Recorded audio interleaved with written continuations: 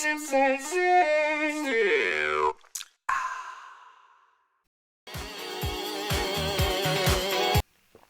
my name is Joe Lowry, producer and sound designer based in Los Angeles, California, and welcome to another episode of Sips and Synths.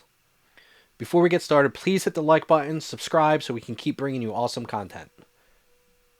In this episode, we're going to be exploring the sounds of this cute little instrument called the Stylophone. It sounds like this.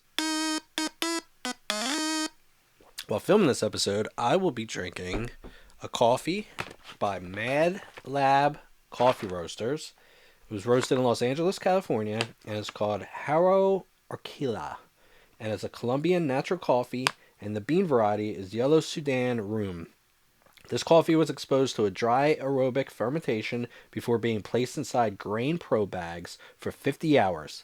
Then the cherries were placed on raised beds until 11% moisture was achieved. Tasting notes are brown sugar, date syrup, and Syrah. All right. Let me tell you a little history about the Stylophone. So this little guy came out in 1967. It was invented by Brian Jarvis, and 3 million of these have been sold since then. And it's been used by John Lennon, David Bowie, Kraftwerk. And I got this off Amazon for like $40.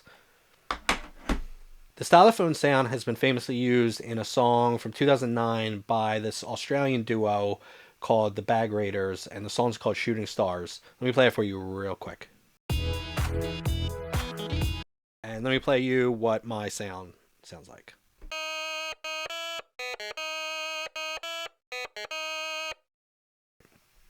Now, what makes the Stylophone unique is that it's played with a little stylus here. And there's an oscillator in here, and when you touch the stylus to the keyboard, it closes or completes the circuit, and that's what triggers the sound. So part of how we're going to replicate this sound in our DAW is by using something called an impulse response. And later I'm going to get Dr. Dongus in here to give us a little lecture on what impulse responses are. So stay tuned for that. All right, let's cross the streams and roast some beans. All right, let me play you the Bag Raider song one more time. Now to me, there are 3 parts of making this sound. The oscillator, vibrato, and the speaker, the sound coming from the tiny speaker of the Stylophone. Okay, first we're going to start with the oscillator. On the screen you'll see an image of something called the relaxation oscillator from the original Stylophone, and it helps give the Stylophone its unique sound. Later on, apparently this relaxation oscillator was replaced with a cheaper square wave tone generator, but to me this just looks like a tiny pulse wave, so that's what we'll be replicating today. Okay, so first things first, we're going to get a pulse wave. Really easy to do. Here's our square. And then I'm going to use pulse width modulation to move this to be a little thinner. The thinner you go, the thinner, whinier, more high-pitched, not high-pitched, but kind of high frequencies it will sound. So I kind of want it around here. Let's play that real quick. I'm going to turn on mono because the Stylophone's a mono instrument. Okay, now we're going to do the vibrato. You don't have to get too in the weeds with this, but I'm going to flash again an image of the vibrato taken straight from the Stylophone. And if you look, there looks like there's a little skew to it. It's almost a cross between a sine wave and a triangle wave, which is easy to do in Serum. So I'm going to turn this on the free. Going to make this a sine wave. And then I'm just going to kind of mess with the shape a little bit.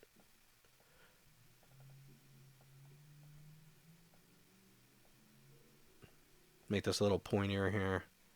Turn it to hertz. I like vibrato around 6 hertz, maybe to 7. Now we're going to map it to the fine tuning. And play that, and just I'm going to tweak this until it sounds right.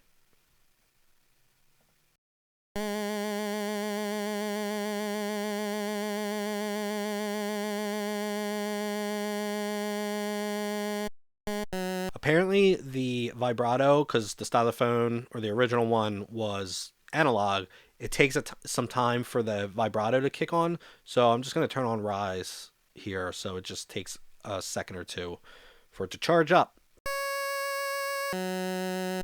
Mentioned earlier, a really important aspect of the sound is the tiny speaker. And for that, we're going to use something called an impulse response. And we're going to use a plugin called Chip Crusher 2, which conveniently has an impulse response from the Stylophone. But what is an impulse response? For that, we're going to bring in our favorite professor, Dr. Dongus. An impulse response is a recording of how a speaker reacts to an ideal click or impulse, capturing its natural resonances, reflections, and frequency-dependent behavior over time. Applying that impulse response to a dry sound imprints that speaker's unique tonal and spatial characteristics onto it, coloring the sound with its signature coloration. Oh, wow. That's great. Thank you, Dr. Dongus. Now that you know what an impulse response is, I have Chip Crusher up, and in this cabinet section, this is where you select the impulse response, and down here, we actually have the Stylophone impulse response. So anything you play through this cabinet impulse response is going to sound like it's coming through a tiny speaker of the Stylophone. Another thing I'm going to do, I think the Chip Crusher impulse response is taking off a little too much high end, so I'm going to add a little EQ bump. So get the equalizer and just bump that up just a little bit. All right, now I'm going to play the song and play over it so you can hear what it sounds like.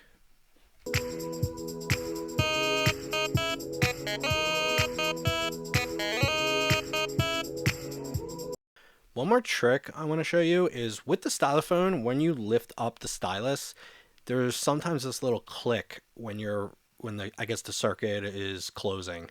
So I'm going to try to mimic that for a little effect. I'm going to use pink noise, not white noise. Let me play that for you real quick. Now what I want, when I release a key, I want to trigger the pink noise. Now, in order to do that, we need to have an envelope on the volume, but set it in reverse. So when I release the key, this release here will actually let us hear the pink noise. So let's hear that real quick. I have to turn on in Serum. This first envelope is the overall envelope of the entire synth, so I need to extend this release so we can actually hear it. So let's give that a listen.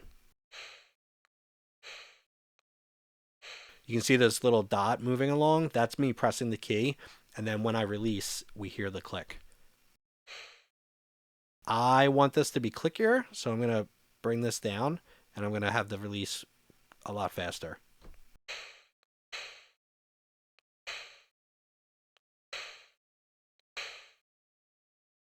Too much. I'm going to turn this down, the main release here. That's better. Now, the issue is this release is hooked up to the main synth sound oscillator here, which we don't want. So I'm going to use another envelope, turn this up, so this cuts off immediately when I release. Let's hear how that sounds.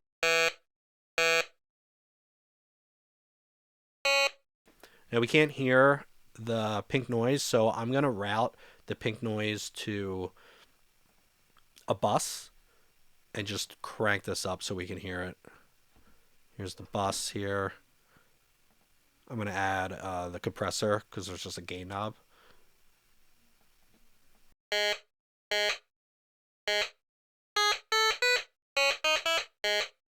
little too much, so I'm going to turn this release down more. I also think this is a little too bright, so conveniently Serum has this filter knob, so I'm just going to bring this down a little bit.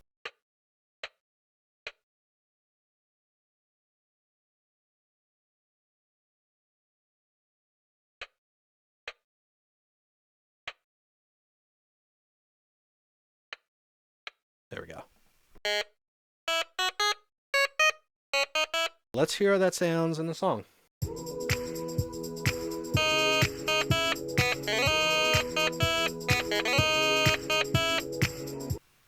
So what else can we do with impulse responses? I created a little lead sound in Serum, and then I'm going to show you some tricks on how we can utilize impulse responses to really elevate our sound design. Let's go. Here I have a little lead I created in Serum. I'm going to play that for you real quick. Okay. I'm going to pretend I'm a producer in a studio. It's the late 70s. I'm using a new synth that just came out, and I want to record it. I'm going to run it through an amp. So I'm using Ableton's stock amp plugin here. Let's hear how that sounds. Really nasty. Not great. So what I'm going to pretend I'm doing is I have a big studio and I have a beautiful chamber or room. So I'm going to I have the amp in this room. And so here is Valhalla room. And so pretend that the synth's plugged into the amp right here, and then it's sitting in a room. So let's hear how that sounds.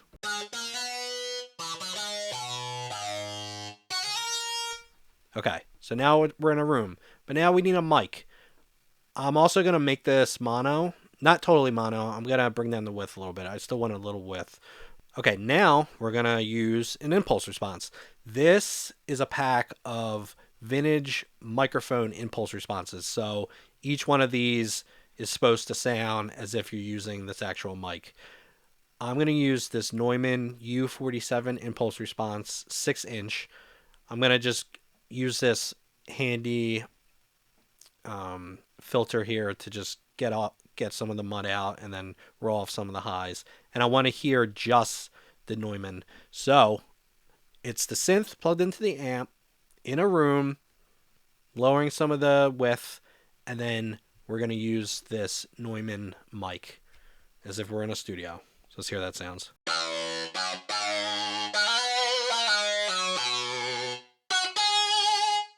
Let's hear how that sounds at the end of the Bagerator song.